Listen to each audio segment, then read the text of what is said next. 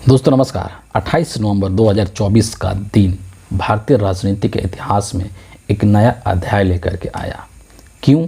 क्योंकि 28 नवंबर 2024 को जो प्रियंका गांधी हैं उन्होंने बतौर सांसद के रूप में अपना शपथ ग्रहण किया।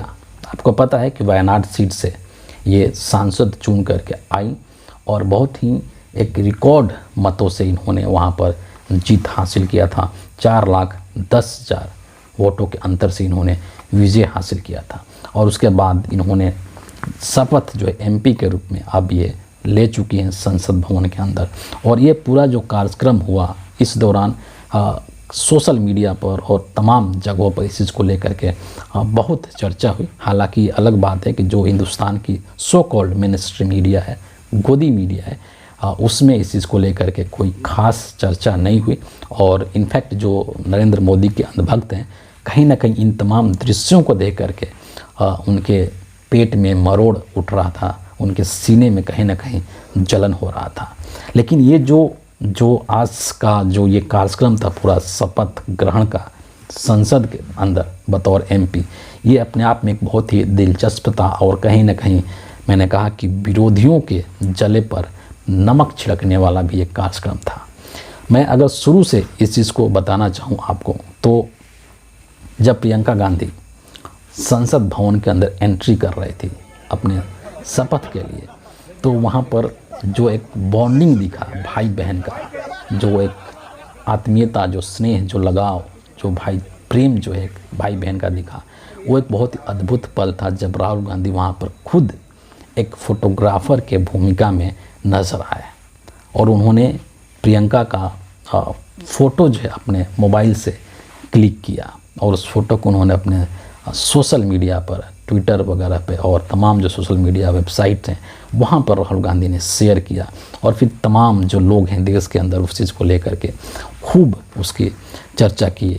इसके बाद संसद भवन के अंदर प्रियंका गांधी जब वहाँ पर पहुँची तो उन्होंने राहुल गांधी के अंदाज में ही अपने हाथ में संविधान की प्रति लिए हुए वही लाल किताब जो कि नरेंद्र मोदी को बहुत परेशान करती है, और भाजपाइयों ने एक पूरा नैरेटिव चलाने की कोशिश किया था कि राहुल गांधी जो लाल किताब लेते हैं उसके अंदर के पन्ने खाली है। और इस पर राहुल गांधी ने बहुत ही मुंहतोड़ जवाब दिया था कि नरेंद्र मोदी को एक किताब खाली इसलिए दिखता है क्योंकि नरेंद्र मोदी ने आज तक से कभी इस किताब को पढ़ा ही नहीं है। उसी लाल किताब को अपने हाथ में लेकर के प्रियंका गांधी ने एमपी के तौर पर शपथ ग्रहण किया। और शपथ ग्रहण करने के पश्चात जब वो बाहर आई अपनी गाड़ी में, वो जब वापस जा रहे थे तो वहाँ पर मीडिया के कुछ लोगों ने उनसे सवालात किए कि क्या चेंजेज होगा आपके आने से, और तमाम तरह की बातें उन्होंने कही। तो वहाँ पर बहुत ही क्लियर कट उन्होंने दो बातें प्रियंका जी ने कहा। पहली बात उन्होंने ये कहा कि संसद के अंदर जो राहुल गांधी है उनकी आवाज़ और बुलंद होगी, उनको और एक जोश मिलेगा उनके साथ, क्योंकि उनका साथ देने के लिए अब मैं भी आ चुकी। और दूसरी चीज़ कि हम सबका जो उद्देश्य है वो इस देश के संविधान की सुरक्षा करना है, जो संवैधानिक मूल्य हैं उसको बनाए रखना है और उसी के अनुसार चीज़ें संचालित हो देश में उसको सुनिश्चित करना है। प्राथमिकता ये होगी कि देश के जो अहम मुद्दे हैं वो उठाएं और पार्टी के लिए लड़ूं, देश के लिए लड़ूं, यही रहेगा। मजबूती मिलेगी राहुल जी को, कांग्रेस पार्टी को, और मेरे ख्याल से जो संविधान के जो असूल हैं उनको मजबूती मिलेगी क्योंकि हम उसी के लिए लड़ रहे हैं। और इसके बाद जो है ट्विटर पर कई सारी तस्वीरें आज पूरे दिन जो है 28 तारीख को वो वायरल हुई। अलग अलग तरीके से लोगों ने उस पर उसको शेयर किया और कैप्शंस लिखे।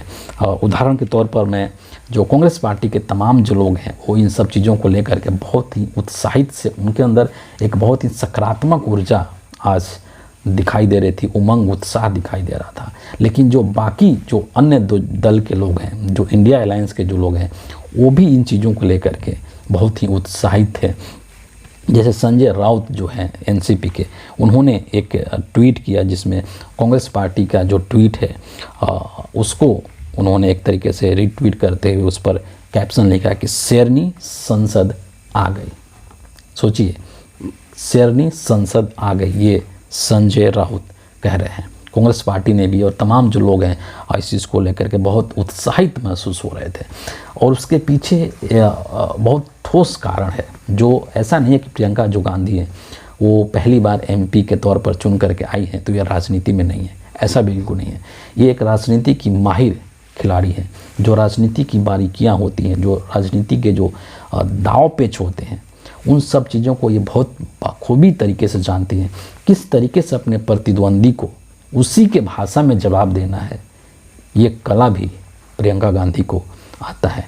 किस तरीके से लोगों से कैसे कनेक्ट करना है, लोगों को कैसे अपने से जोड़ना है और अपनी बातों को लोगों तक कैसे कन्वे करना है, इस कला में भी माहिर हैं प्रियंका गांधी। और इसीलिए लोगों को इनके अंदर जो इनकी दादी थी इंदिरा गांधी, उनकी छवि भी इनके अंदर दिखाई देती है।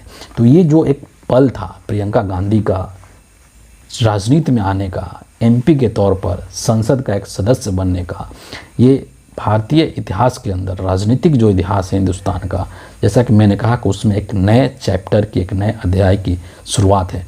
क्योंकि इससे न सिर्फ इंडिया अलायंस के लोगों में, न सिर्फ कांग्रेस पार्टी के लोगों में, बल्कि हिंदुस्तान के बहुत सारे ऐसे लोग हैं जो कि बेशक से कांग्रेस पार्टी के समर्थक नहीं हो, लेकिन उनके मन में कहीं ना कहीं प्रियंका गांधी की छवि जो है वो एक बहुत ही ज़बरदस्त नेता के रूप में है।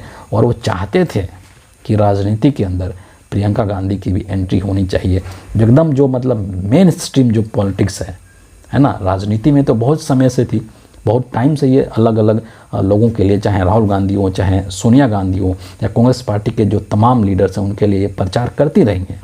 लेकिन मेन स्ट्रीम पॉलिटिक्स में चुनाव जीत करके और राजनीति में आना, सांसद बनना, पार्लियामेंट के अंदर बैठना, ये अपने आप में एक बहुत ही महत्वपूर्ण क्षण है हिंदुस्तान की राजनीति के लिए, और कांग्रेस पार्टी के तमाम लोगों के लिए भी एक बहुत ही महत्वपूर्ण ये समय था, जिसको कि देखा जा सकता था, उसको विटनेस किया जा सकता था तमाम लोगों के। और वहाँ पर जो खुशी की लहर जो दिख रही थी, एक चाहे वो राहुल गांधी हो या प्रियंका गांधी हो या सोनिया गांधी हो या तमाम जो लोग हैं, खड़गे जिसे इन्होंने जिस तरीके से आशीर्वाद लिया, ये सब चीज़ें एक बहुत बड़ा मैसेज दे जाती है इस देश के लोगों को।